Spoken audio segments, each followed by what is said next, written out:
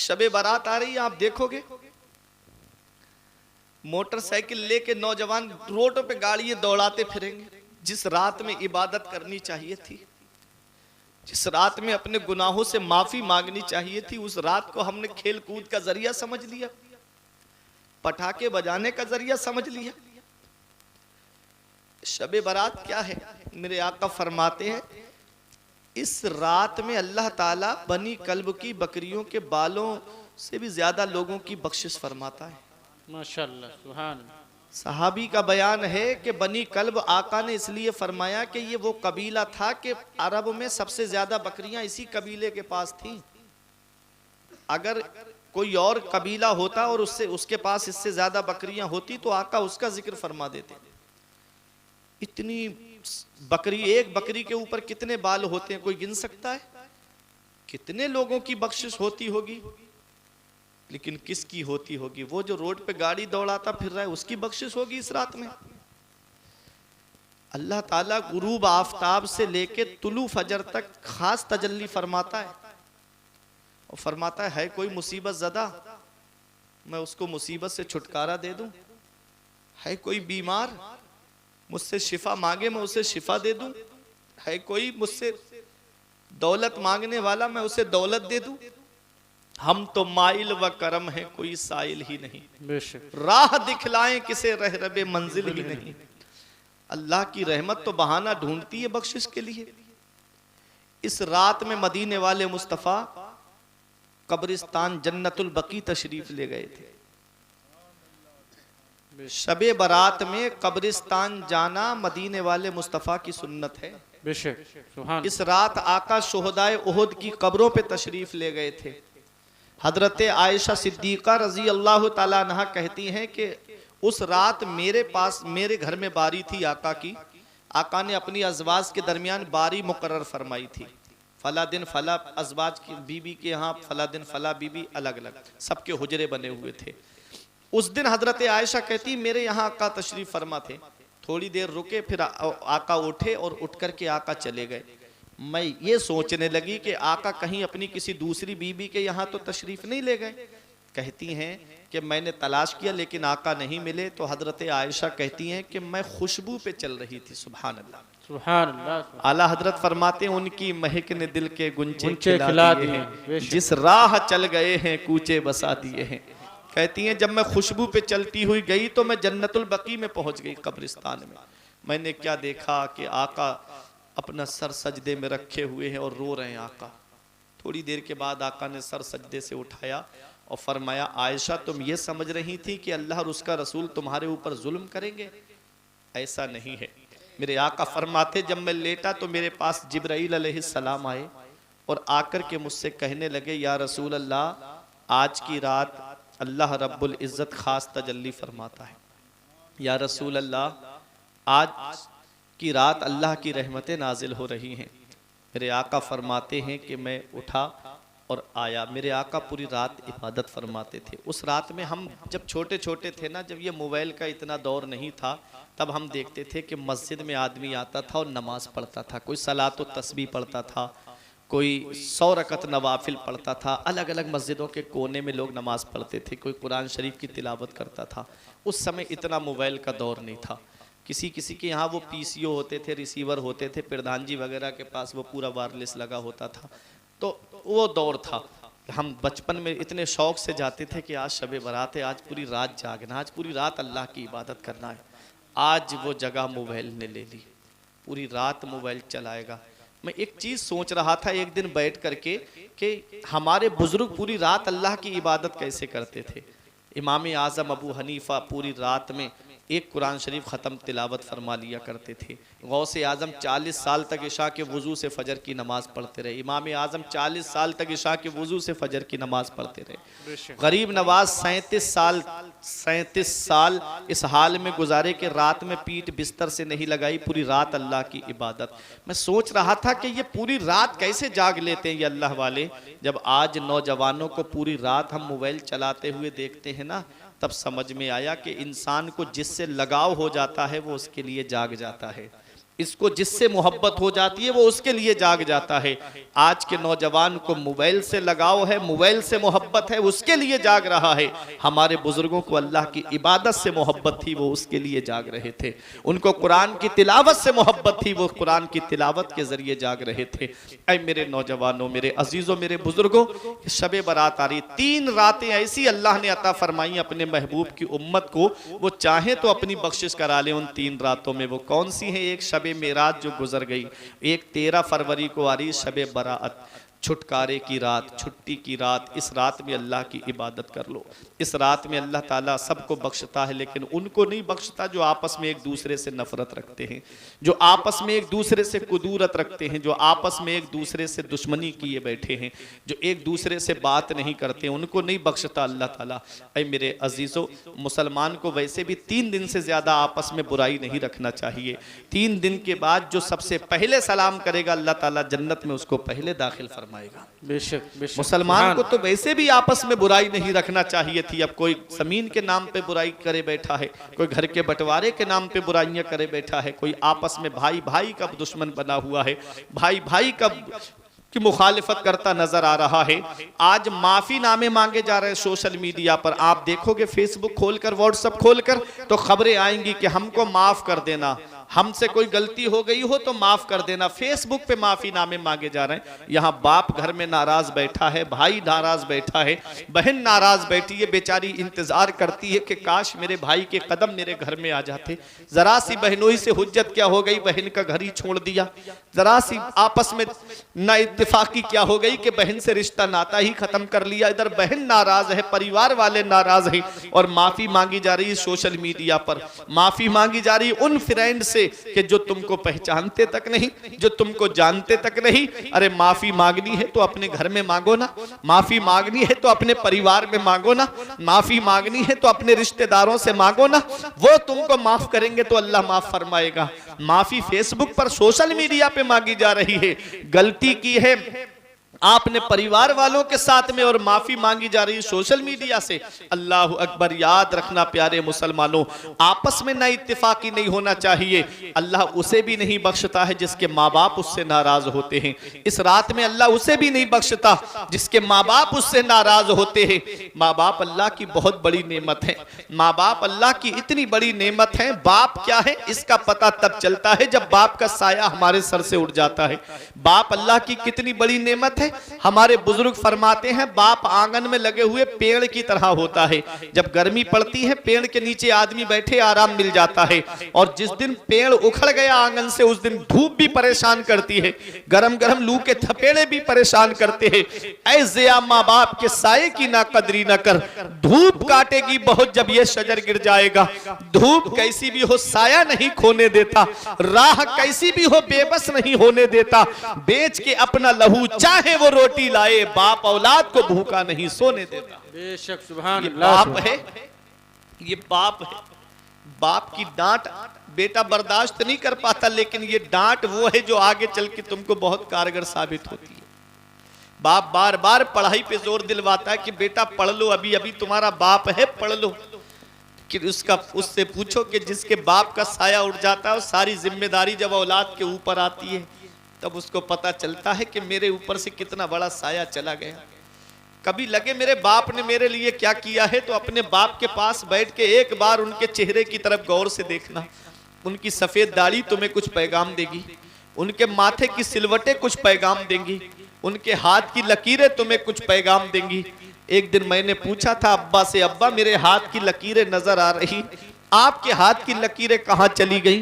तो एक जवाब दिया था, बेटा तुम्हारी तकदीर बनाते बनाते हमारे हाथ की लकीरें मिट गई।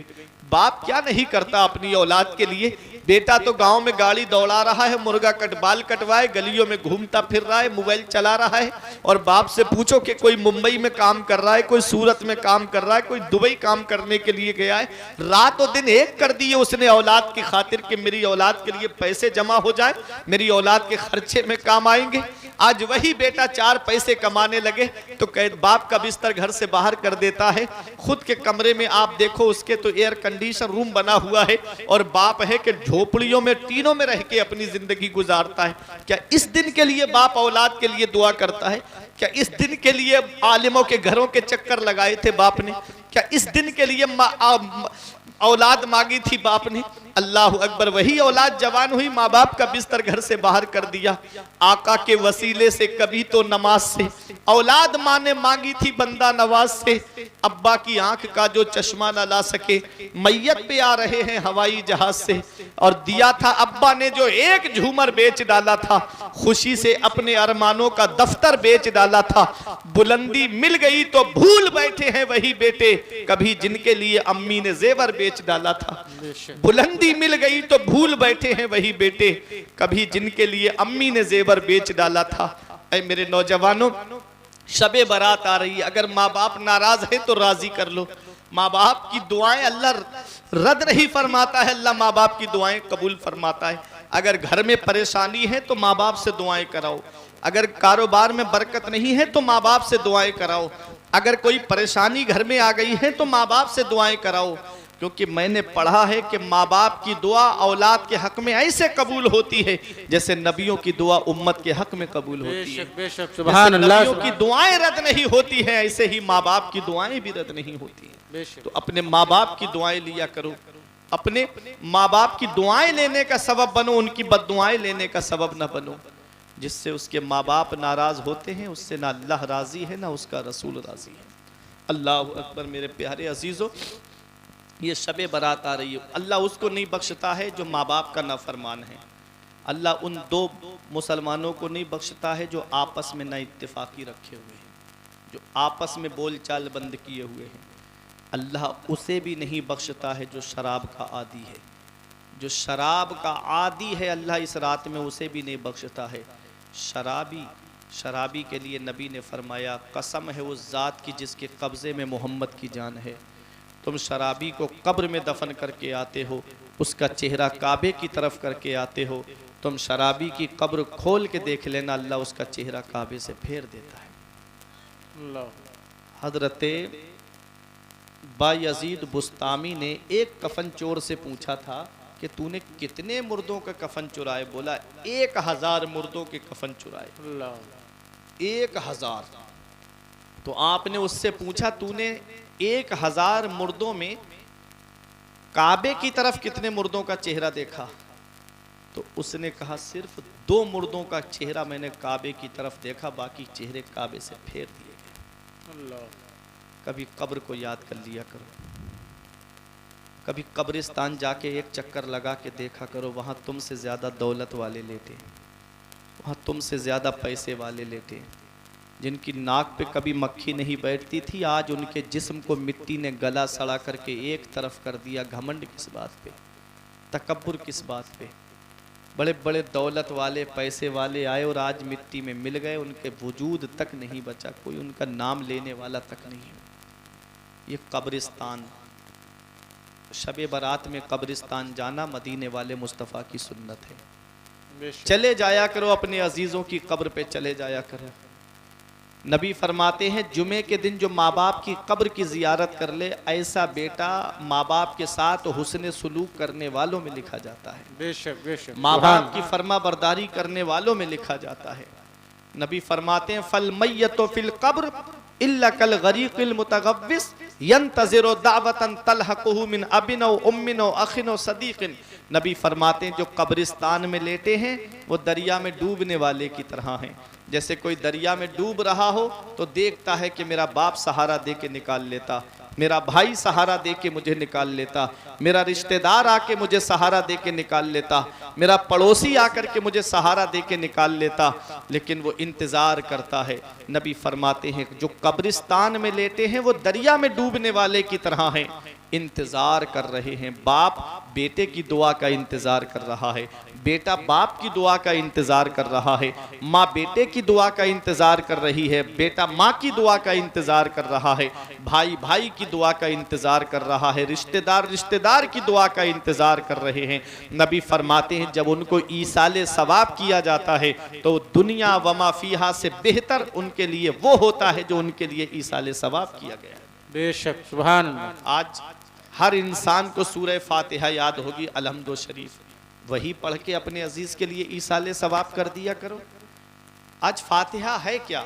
फातिहा मतलब जो कुरान आपको याद है वो अपने अजीज के लिए ईसाले सवाब कर दो, ये फातिहा है। इसके लिए मस्जिद से इमाम साहब को बुला के लाओ या हाफिज साहब को बुला के लाओ, ये जरूरी नहीं है। अरे कुल हर मुसलमान को याद होगा, सूरह फातिहा हर मुसलमान को याद होगी और दुरूद शरीफ हर मुसलमान को याद होगी।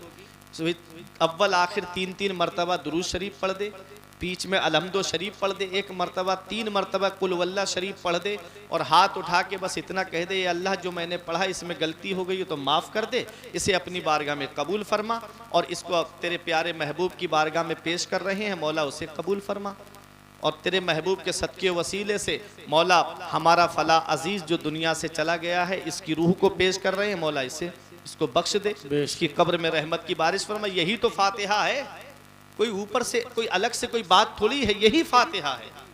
इतना हर मुसलमान को याद नहीं होगा क्या?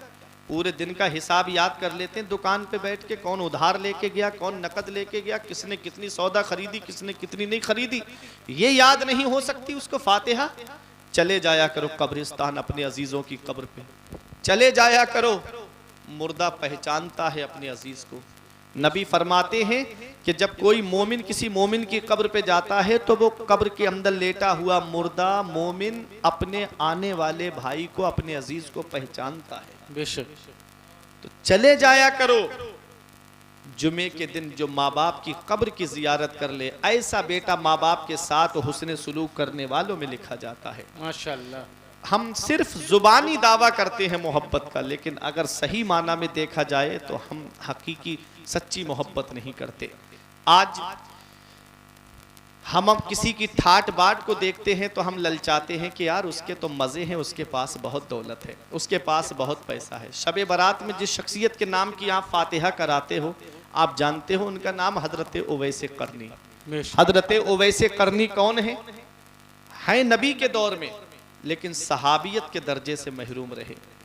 नबी करीम सल्लल्लाहु अलैहि वसल्लम का बज़ाहिर दीदार न कर सके, ख्वाब में कई मरतबा दीदार कराया मेरे नबी ने अपने आशिक को, ख्वाब में कई मरतबा दीदार कराया नबी ने अपने आशिक को, अपने दीवाने को। रहते हैं कर्न में और जिक्र नबी की बारगाह में हो रहा है, चर्चा नबी की बारगाह में हो रहा है, नाम नबी की बारगाह में लिया जा रहा है। नबी फरमाते हैं सहाबाए किराम का मजमा है कि कर्न में मेरा एक आशिक रहता है, कर्न में मेरा एक दीवाना रहता है। मेरे आका फरमाते हैं उमर ए अली, जब तुम्हारी मुलाकात उससे हो तो उससे मेरा सलाम कहना और मेरा पैरहन शरीफ उसको देना और कहना कि मेरी गुनाहगार उम्मत के लिए बख्शिश की दुआ करे, उससे कहना कि मेरी गुनाहगार उम्मत के लिए मगफिरत की दुआ करे। अल्लाह अकबर, वो हजरत से करनी है। अल्लाह अकबर, मेरे आका फरमा रहे हैं उसकी पहचान ये है कि उसको सफेद दाग की बीमारी हो गई थी, उन्होंने दुआ की, अल्लाह ने उस बीमारी को दूर कर दिया, एक दिरहम के बराबर उनके जिस्म पर बीमारी का निशान रह गया है। वो पहचान है मेरे उवैस की। हजरत उमर फारूक आजम का दौर आता है, दौरे खिलाफत, तमाम हाजी मक्के में जमा है। आपने ऐलान करा दिया कि कोई हाजी हज के अरकान अदा करने के बाद जाए नहीं, तमाम हाजी बू कुबैस पहाड़ी के नीचे जमा हो जाएं। हाजी हैरत में पड़ गए, हमें क्यों जमा किया जा रहा है? हजरत उमर फारूक आजम ने फरमाया तमाम हाजी बैठ जाएं, वो हाजी खड़े रहे जो यमन से आए हैं। अब यमन के हाजी डरने लगे, पता नहीं हमें क्यों खड़ा किया जा रहा है। हजरत उमर फारूक आजम फरमाते हैं अब यमन के हाजी बैठ जाएं। अब यमन में वो हाजी खड़े रहे जो कर्न से आए हैं। एक बूढ़ा शख्स खड़ा रहा।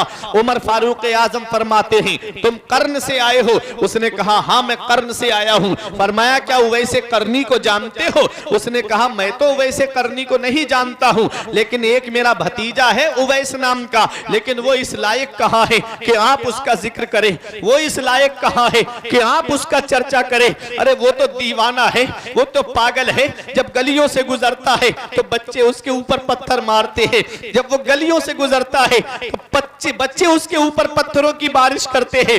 हजरत उमर फारूक आजम की आंखों में आंसू आ गए। फरमाया मैं उसी उवैस के बारे में पूछ रहा हूं जिसे तू दीवाना कह रहा है, जिसे तू पागल कह रहा है, मैं उसी उवैस की बात कर रहा हूं।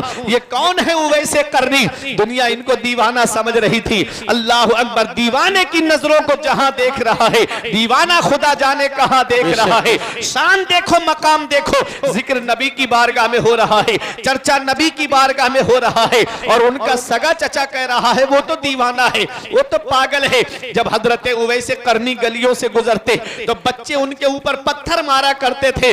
आप फरमाते बच्चों मुझे मोटे मोटे पत्थरों से न मारा करो, जब पत्थर तुम मेरे जिस्म पर मारते हो तो मेरे जिस्म से खून निकलता है, मेरा वुजू टूट जाता है। मुझे छोटे छोटे पत्थरों से मारा करो ताकि मुझे चोट लगे लेकिन मेरे जिस्म से खून ना निकले, मेरा वुजू सलामत रहे। वो है हजरत उवैस करनी। मकाम जन्नत के दरवाजे पर रोक दिया जाएगा उवैस करनी को। सब जन्नत में जा रहे हैं, उवैस करनी को रोक दिया जाएगा। अर्ज करेंगे मुझे क्यों रोक दिया गया? आवाज आएगी उवैस अकेले जन्नत में मत जाओ, अपने नबी की उम्मत की शफाअत करो और उसको अपने साथ जन्नत में लेकर के। नारे तकबीर, नारे रिसालत, मसलके आला हजरत, मसलके आला हजरत, जश्न ईद मिलादुन नबी, अज़मते उवैस करनी, नारे तकबीर, नारे रिसालत। शान देखें जन्नत के दरवाजे पर रोक दिए जाएंगे, मकाम देखें जिक्र नबी की बारगाह में हो रहा है, चर्चा नबी की बारगाह में हो रहा है। अल्लाह अकबर। और जिंदगी जीने का तरीका देखो। ऐ मनशापुरवा वालों, आज हमारे कपड़े फट जाएं हम बजाज की दुकान पे जाते हैं, हमारा लिबास फट जाए हम नया कपड़ा खरीद के सिलवा करके पहनते हैं। हजरत उवैस करनी का जब लिबास फट जाता तो किसी बजाज की दुकान पे नहीं जाते थे, नया कपड़ा खरीदने नहीं जाते थे, बल्कि कूड़ा करकट पे आते थे और कोई पुराना कपड़ा वहां पड़ा हुआ होता उसे धोते, पाक करते और उस कपड़े का पेबंद लगा करके अपने लिबास में रखते थे। मकाम जन्नत के दरवाजे पर रोक दिए जाएंगे। शान देखो जिक्र नबी की बारगाह में हो रहा है। और जिंदगी जीने का तरीका आप देखो। हमें भूख लगे हम ढाबों पे खाना खाते, हमें भूख लगे हम होटलों में खाना खाते, हमें भूख लगे हम घर में ताज़ा खाना बनवा करके खाते। वैसे करनी को जब भूख लगती तो आप तालाब की तरफ आते जहां लोग सब्जी बेचने वाले सब्जी तालाब में धोते थे, उसमें कुछ पत्ते पड़े रह जाते थे, उन पत्तों को खा करके गुजारा करते थे। हजरत उवैस करनी उन पत्तों को खा करके गुजारा करते थे। खजूर की गुठली पे नमक लगा करके उसे चूस करके गुजारा करते थे। हजरत उवैस करनी। मकाम जिक्र नबी की बारगाह में हो रहा है, चर्चा नबी की बारगाह में हो रहा है। बेनिशानों का निशा मिटता नहीं, मिटते मिटते नाम हो ही जाएगा। साइलो दामन सखी का थाम लो, कुछ ना कुछ इनाम हो ही जाएगा। अल्लाह अकबर। मकाम देखें, शान देखें कि जिक्र नबी की बारगाह में हो रहा है। जिंदगी जीने का तरीका आप देखें। हजरत हरम बिन हयान एक ताबई हैं, उन्होंने सोचा कि मैं उवैस करनी से मुलाकात करूंगा। उनको तलाश करते हुए कर्न आए तो किसी ने बताया जब उनकी माँ जिंदा थी तो अपनी माँ की खिदमत के लिए कर्न में रहते थे, और जब से माँ का इंतकाल हुआ कर्न छोड़ दिया उन्होंने, अब यहाँ नहीं रहते। उवैस करनी को बड़ी मोहब्बत थी आका से, उवैस करनी को बड़ा प्यार था आका से, इश्क में तड़पते थे, आका की मोहब्बत में तड़पते थे, रोते थे, लेकिन माँ की खिदमत की वजह से न जा सके आका का दीदार करने। माँ की खिदमत में लगे रहते थे, माँ की खिदमत की वजह से सहाबियत के दर्जे से महरूम रहे उवैस करनी। मेरे आका फरमाते उनकी बूढ़ी माँ है, वो अपनी माँ की खिदमत में लगे रहते हैं। अल्लाह अकबर। एक दिन माँ ने माँ के पैर दबा रहे थे, मोहब्बत से आंखों से आंसू टपक पड़े तो माँ के पैरों पर आंसू गिरे तो माँ समझ गई कि इसको आका की याद आ रही है, इसको अपने महबूब की याद आ रही है। तब माँ ने कहा बेटा ज्यादा याद आ रही है आका की? कहा हाँ अम्मी, माँ की बहुत याद आ रही, अम्मी मुझे आका की बड़ी याद आ रही है। तो माँ ने कहा बेटा ऐसा कर, कल तू अपने ज़रूरत का मेरा जितना सामान है वो मुझे रख देना और मैं तुझे इतने पहर की इजाज़त देती हूँ, तू अपने आका का दीदार करके वापस आ जाना, रुकना नहीं मेरे बेटे।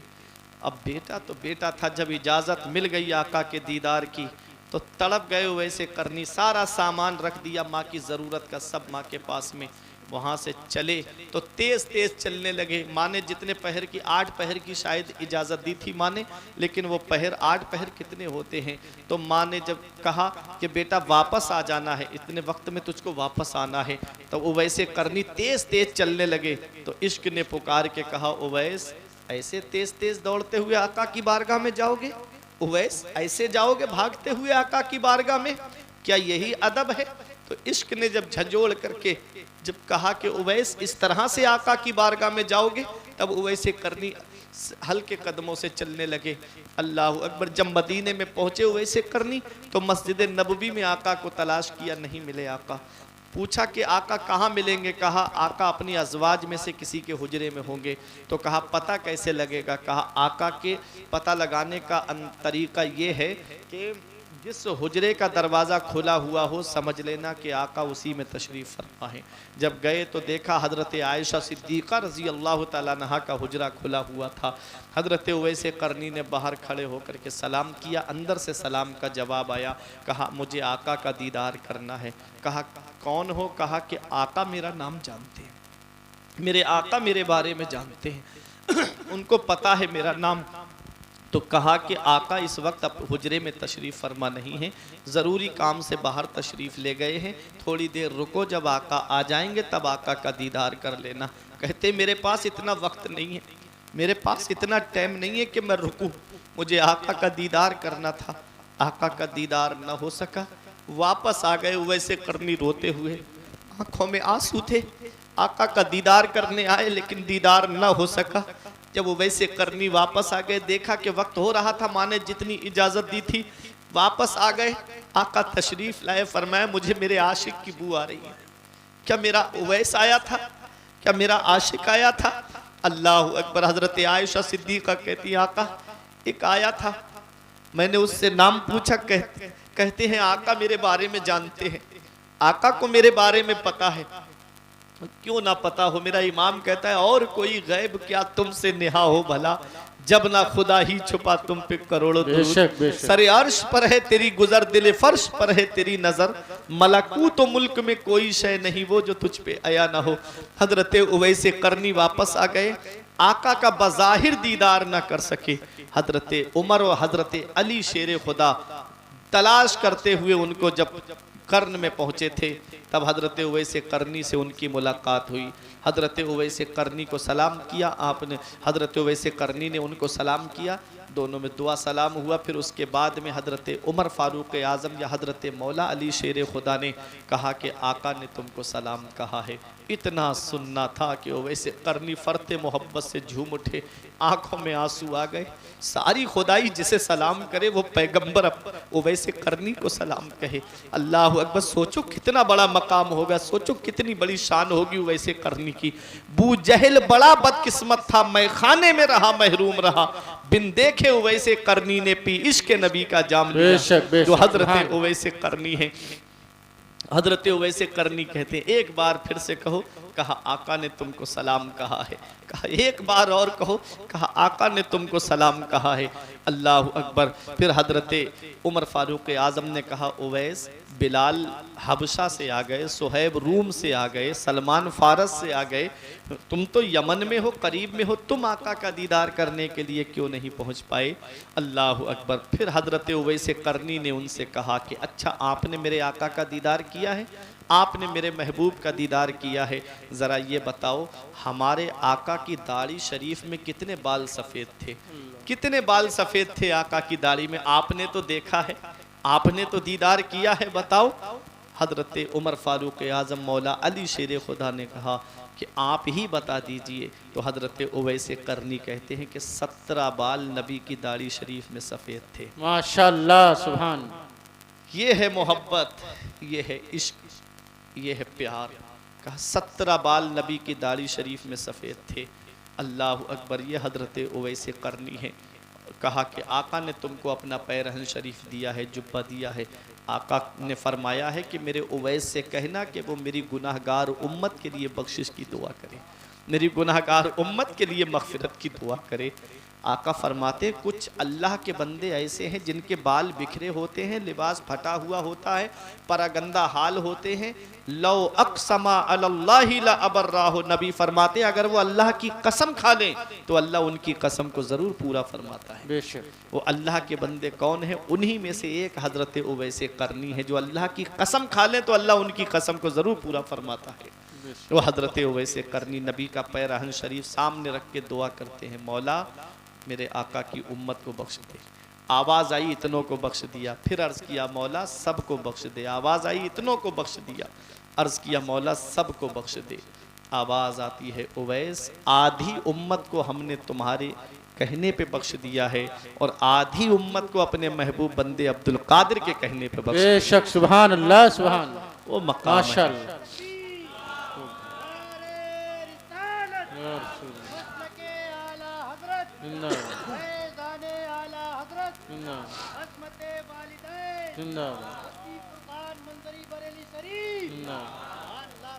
माशाअल्लाह। ये शबे बारात आ रही है, सिर्फ हलवा खा करके नहीं इसको गुजारना है, बल्कि अल्लाह की इबादत करके इस रात को गुजारना है, कुरान की तिलावत करके इस रात को गुजारना है। तौबा करो अपने गुनाहों से, माफ़ी मांगो अपने गुनाहों से। क़यामत के दिन जो जान को पिघलाने वाला होगा, जहाँ कोई किसी का यारो मददगार नहीं होगा। आदमी को सबसे ज़्यादा नाज किन रिश्तों पे है? किन रिश्तों पे आदमी को नाज है दुनिया में? या तो बाप के ऊपर नाज करता है, या बेटे के ऊपर नाज करता है, या माँ के ऊपर नाज करता है, या भाई के ऊपर नाज करता है, या बीबी के ऊपर नाज करता है। यही तो रिश्ते हैं दुनिया में जिनके ऊपर आदमी को फख्र है, जिनके ऊपर आदमी को नाज है। जरा आप कयामत का मंजर देखो। अल्लाह कुरान में फरमाता है यौमा यफिरुल मरउ मिन अखी, कयामत के दिन भाई भाई से भाग रहा होगा, भाई भाई के काम नहीं आएगा, भाई भाई से भाग रहा होगा। आज दुनिया में अगर किसी के 5 भाई हैं तो सीना तान के कहता है 5 भाई हैं, कोई हमसे नजर मिला के बात नहीं कर सकता, कोई हमसे नजर उठा करके बात नहीं कर सकता। हम 5 भाई हैं और अगर वही 5 भाई और फिर उनकी औलाद हो जाए तब तो और सीना चौड़ा हो जाता है कि अरे हमसे कौन है जो हमसे मुकाबला कर सके। कयामत का दिन देखो, भाई भाई से भाग जाएगा, भाई भाई का साथ छोड़ देगा। आगे सबसे ज्यादा नाज किस पर होता है? आदमी नाज सबसे ज्यादा अपनी माँ के ऊपर करता है। वो माँ जो अपनी औलाद से कितनी मोहब्बत करती है, वो माँ जो अपनी औलाद से कितना प्यार करती है, वो माँ जो अपनी औलाद से कितनी मोहब्बत रखती है। अगर 1 घंटे के लिए उसका बेटा उसकी नजरों से गायब हो जाए, पता ना हो, तो माँ बेचैन हो जाती है, आसमान सर पे उठा लेती है रोते रोते। अल्लाह अकबर। वो माँ कयामत के दिन क्या होगा? रब फरमाता है यौमा यफिरुल मरउ मिन अखी व उम्मिही व अबी, कयामत के दिन माँ भी बेटे से भाग रही होगी और बेटा माँ से भाग रहा होगा। आगे आदमी को सबसे ज्यादा नाज अपने बाप के ऊपर होता है। वो बाप जो औलाद के लिए खेतों में काम करता है, वो बाप जो औलाद के लिए सर्दी में जाकर के काम करता है, वो बाप जो औलाद के लिए बारिश में काम करता है, वो बाप जो औलाद की खातिर बाहर जाकर के काम करता है, वो बाप जो औलाद के लिए कोई मुंबई कमाने जा रहा है, वो बाप जो औलाद के लिए कोई दिल्ली कमाने जा रहा है, वो बाप जो औलाद की खातिर दुबई कमाने जा रहा है, वो बाप जो औलाद की खातिर कतर कमाने जा रहा है, वो बाप जो औलाद की खातिर बेंगलोर वगैरह कर्नाटक वगैरह कमाने के लिए जा रहा है, वो बाप जो औलाद की खातिर सूरत गुजरात कमाने के लिए जा रहा है, वो बाप क्या करेगा कयामत के दिन? रब फरमाता है उस दिन बाप बेटे से भाग रहा होगा, भाई भाई से भाग रहा होगा, माँ बेटे से भाग रही होगी। अब बाप भी भाग रहा होगा, माँ भी काम नहीं आएगी, भाई भी काम नहीं आएगा, अब बीबी बची। अब बीबी के लिए क्या कहा कुरान ने कि उस दिन बीबी शौहर से भाग रही होगी। अब बीबी ने भी साथ छोड़ दिया, बाप ने भी साथ छोड़ दिया, भाई ने भी साथ छोड़ दिया। अब बेटा बचा, औलाद जिसके ऊपर बाप को नाज होता है कि मुझे परेशानी होगी मेरा बेटा मेरे काम आएगा, मुझे तकलीफ होगी मेरी औलाद मेरे काम आएगी, मुझे कोई दिक्कत होगी तो मेरी औलाद मेरा सहारा बनेगी। अल्लाह रब्बुल इज्जत कुरान में फरमाता है व साहिबतिही व बनी, उस दिन बीबी शौहर से भाग रही होगी और औलाद अपने माँ बाप से भाग रही होगी। अब ना तो बाप काम आया है, ना तो माँ काम आई है, ना भाई काम आया है, ना बेटे काम आए हैं। अरे उस दिन ये सगे रिश्ते काम नहीं आए तो जरा सोचो और रिश्तों का हाल क्या होगा। जब सगे रिश्तों ने साथ साथ छोड़ दिया तो और रिश्तों का हाल क्या होगा। वो मैदान महशर जो जान को पिघलाने वाला है, सूरज सवा नेज़े पर है, जमीन ताबे की है, लोग परेशानी के आलम में होंगे। कौन सुनेगा, कौन सुनेगा, कौन हमारे काम आएगा।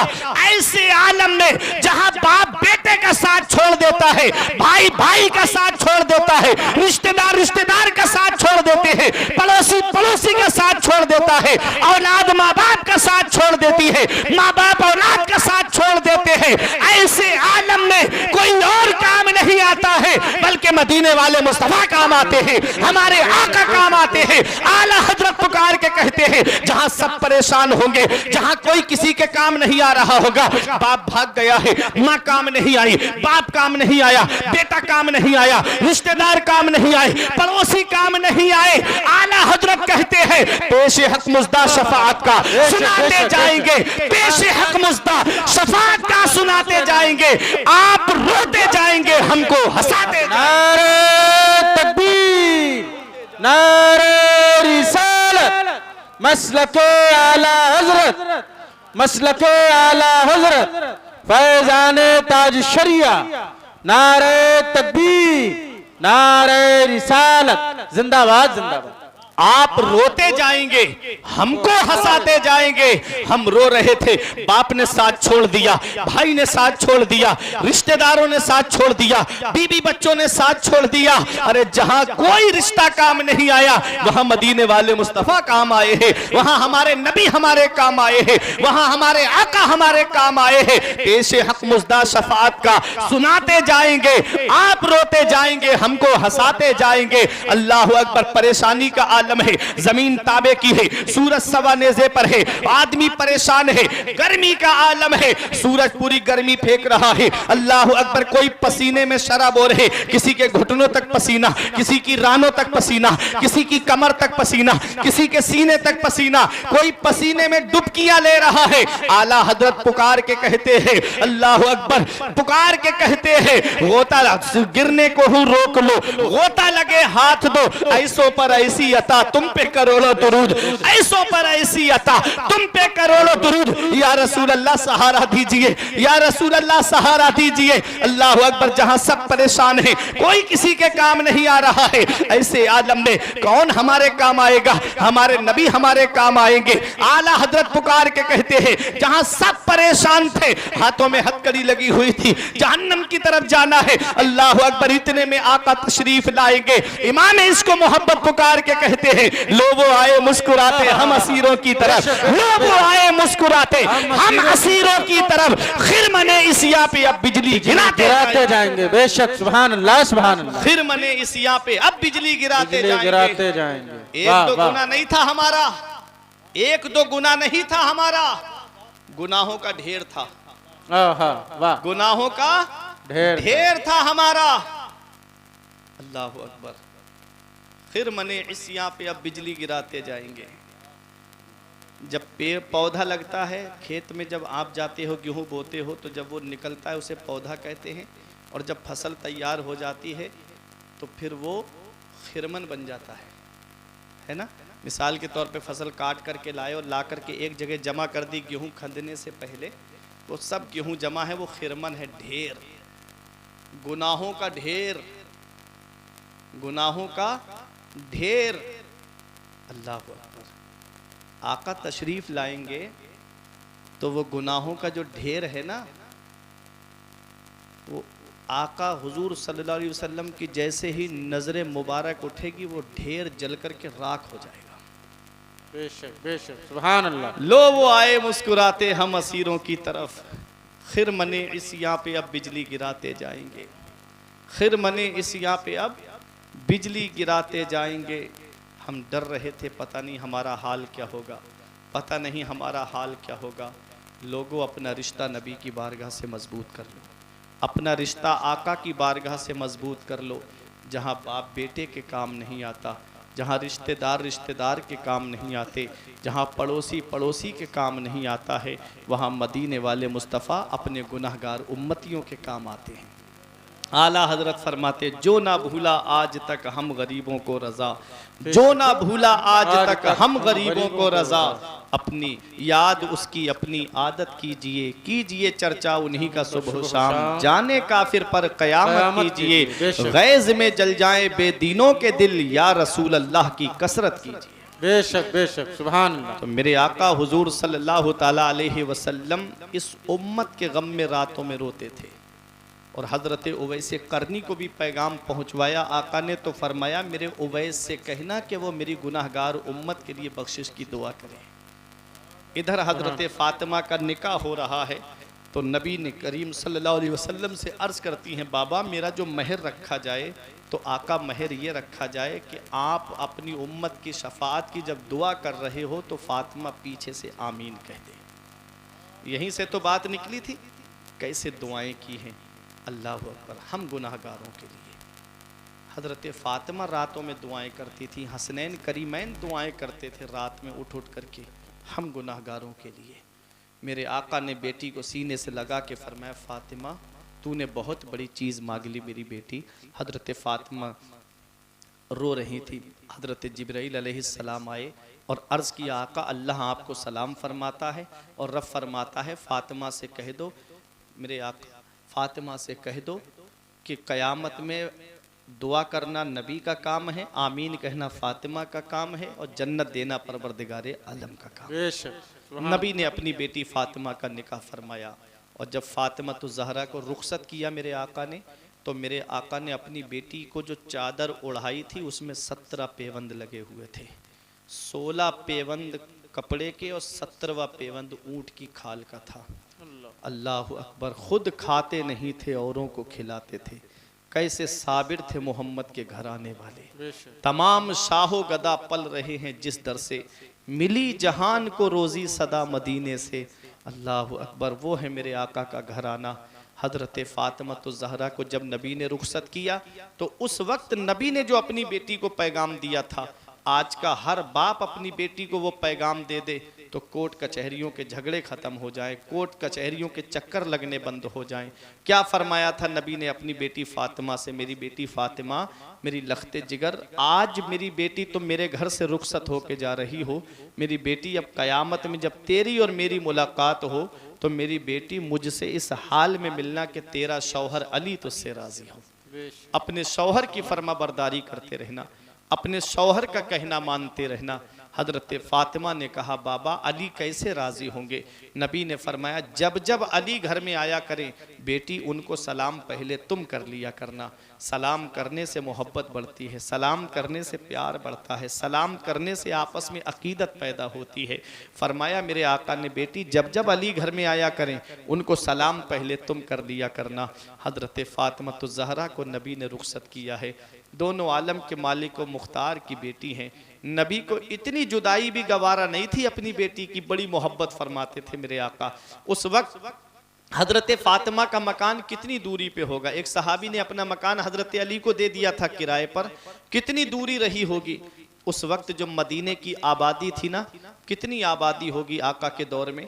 जन्नतुल बकी जो कब्रिस्तान है ये मदीने शरीफ के बाहर कब्रिस्तान था। आज जो हज करके आए हैं या उम्रा करके आए हैं वो जानते हैं, जैसे ही मस्जिद नबवी के दरवाजे से बाहर निकलेंगे सामने जन्नतुल बकी है। कब्रिस्तान अंदर आ गया, जन्नतुल बकी अंदर आ गया। कितनी आबादी हो गई मदीने शरीफ की। उस दौर में कितनी आबादी रही होगी। आका को कितना प्यार था अपनी बेटी से। एक दिन हज़रत फ़ातिमा आई, बोली बाबा हमारा मकान थोड़ी दूरी पर है, हम ये चाहते हैं कि आपके हुजरे के बराबर में एक सहाबी का मकान खाली है, अगर ये हमको मिल जाता तो हम आपके करीब आ जाते। मेरे आका फरमाते मेरी बेटी इससे पहले वो कई मकान दे चुके हैं, अब मेरी गैरत को ये गवारा नहीं कि मैं उनसे ये कहूँ कि ये मकान भी दे दो। जब सहाबी को ये पता चला तो रोते हुए आया आका की बारगाह में, या रसूल अल्लाह फ़ातिमा को ये मकान पसंद है, या रसूल अल्लाह हमारे जानों पर आपका हक है, हमारे माल पर आपका हक है, या रसूल अल्लाह आप हुक्म तो फरमाए।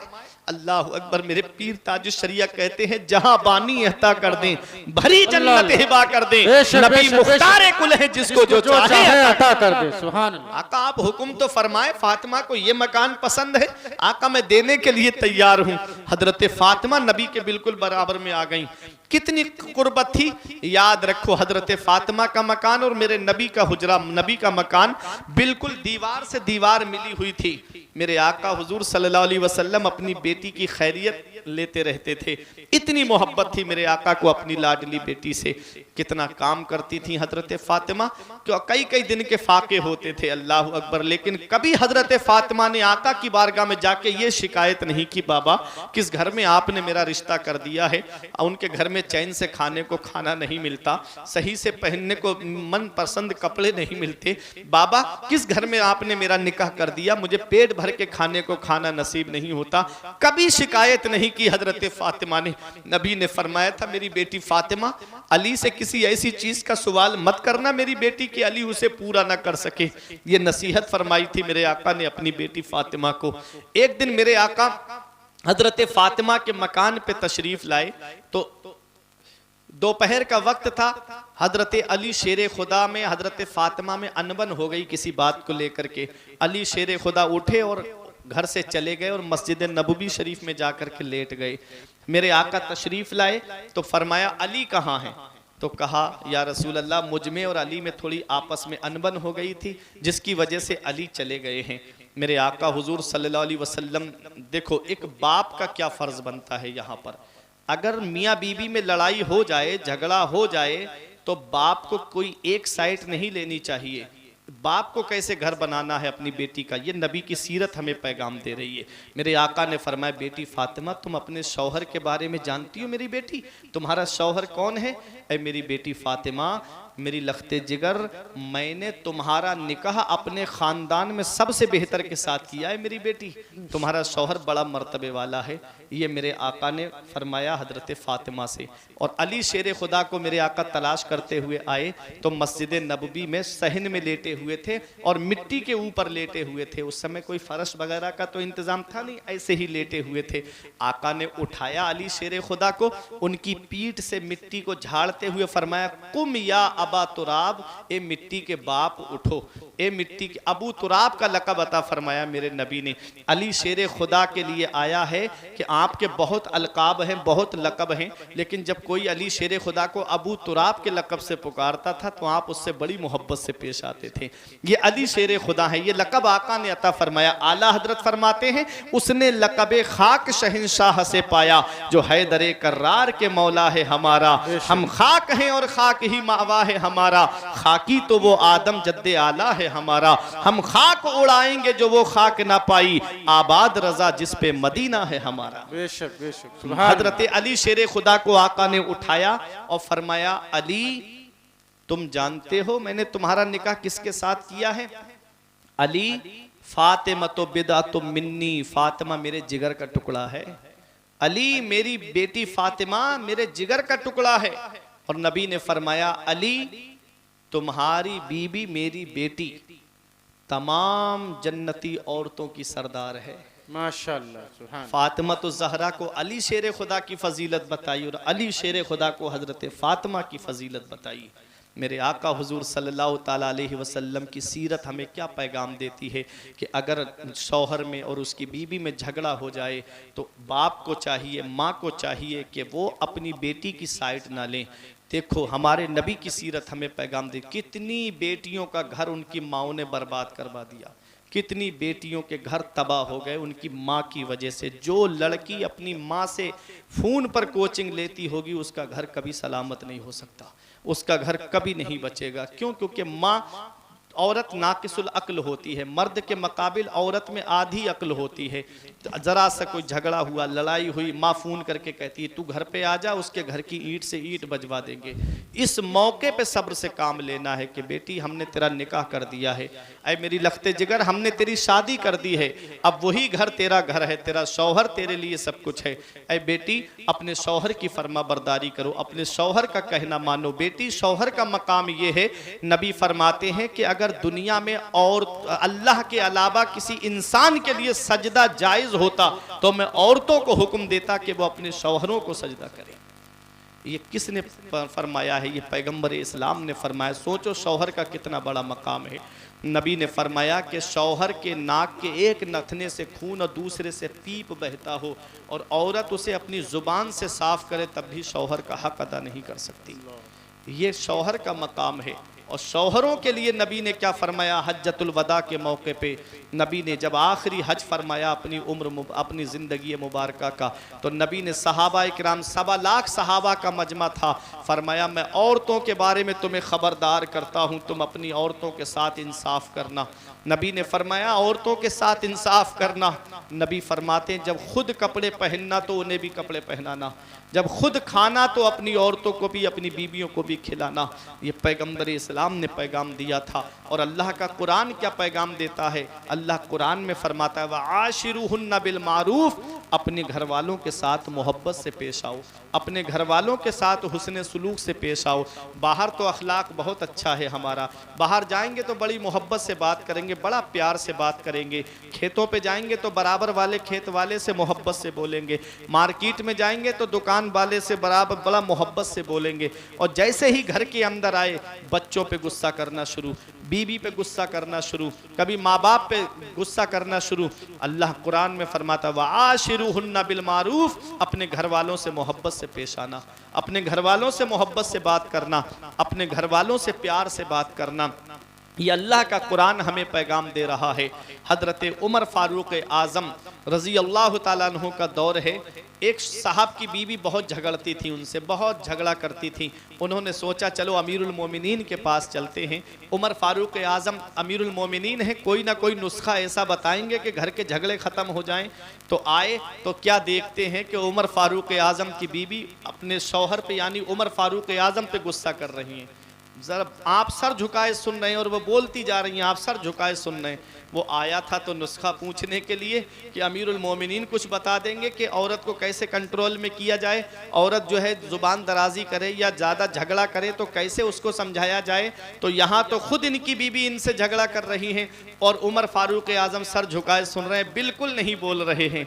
थोड़ी देर तक वो देखता रहा, फिर उसके बाद जाने लगा। जब जाने लगा तो बुलाया उमर फारूक आज़म ने, भाई कैसे आए और कैसे चल दिए। उसने कहा हुजूर मेरी बीवी मुझसे बहुत झगड़ा करती है, तो मैंने सोचा था कि आप अमीरुल मोमिनीन हैं, कोई नुस्खा बताएंगे कि झगड़ा ख़त्म हो जाए मेरे घर का। आपके घर में खुद यही मामला है, आपकी बीवी खुद आपसे झगड़ रही हैं। तो आपने फरमाया कोई जवाब मिला?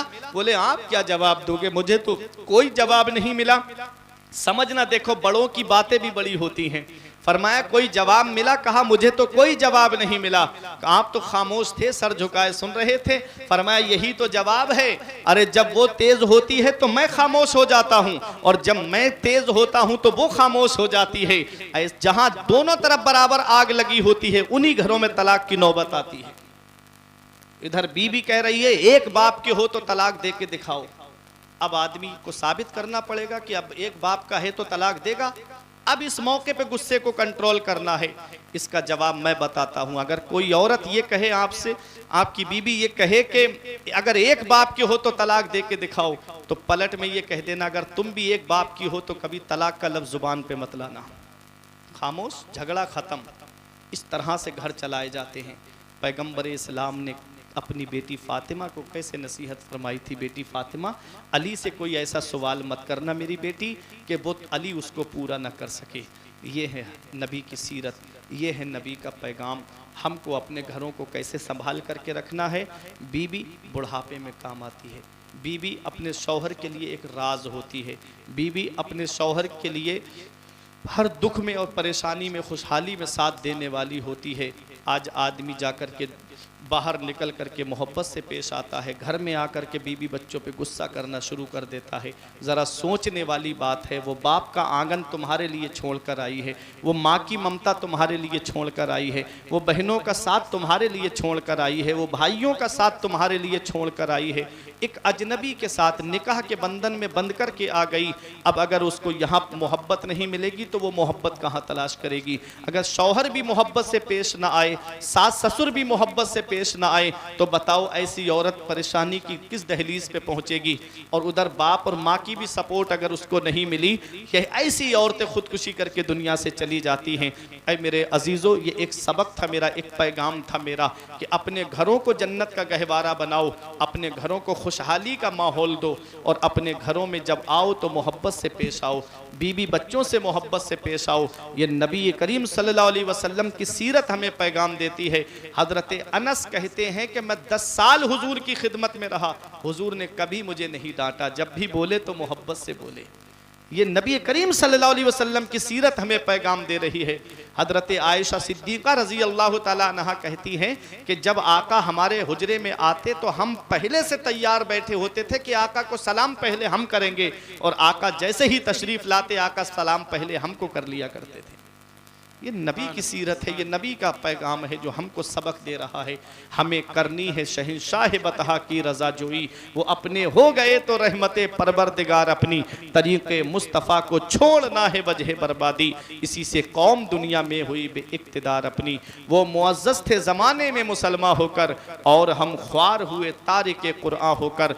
दरसे कुरआन अगर हमने भुलाया होता, ये ज़माना ना ज़माने ने दिखाया होता।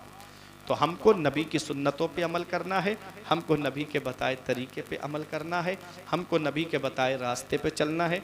2 घंटा प्लस तकरीबन हो गई। मैं दुआ करता हूँ परवरदिगार आलम की बारगाह में कि मेरे कुछ अर्ज़ करने में सबक़त लिसानी की वजह से या बतकाज़ाए बशरियत कोई गलती हो गई हो तो मौला मुझे माफ़ फरमाए। अस्तग़फ़िरुल्लाह रब्बी मिन कुल्ले ज़ंबियों व अतूबु इलैह। कलमा तय्यब पढ़ ले मेरे साथ मिलकर के, ला इलाहा इल्लल्लाह मुहम्मदुर रसूलुल्लाह सल्लल्लाहु ताला अलैहि वसल्लम। ये ज़िंदगी सवारी दिलशाद कीजिए, लम्हात ज़िंदगी के ना बर्बाद कीजिए। जब मकसद हयात इबादत खुदा की है, पढ़िए नमाज, मस्जिदें आबाद कीजिए। सभी के सामने एक दिन ज़रूर आता है, ये हुस्न फ़ानी है लेकिन गुरूर आता है। किसी क्रीम से पाउडर से कुछ नहीं होता, नमाज पढ़ने से चेहरे पे नूर आता है। किसी क्रीम से पाउडर से कुछ नहीं होता, नमाज पढ़ने से चेहरे पे नूर आता है। तेरे होठों पे ज़माने की बुराई कैसी, एक कतरे की समंदर से लड़ाई कैसी। अपनी बिगड़ी हुई औलाद पे रोने वाले, कुछ ज़रा सोच खिलाई थी कमाई कैसी। रही कली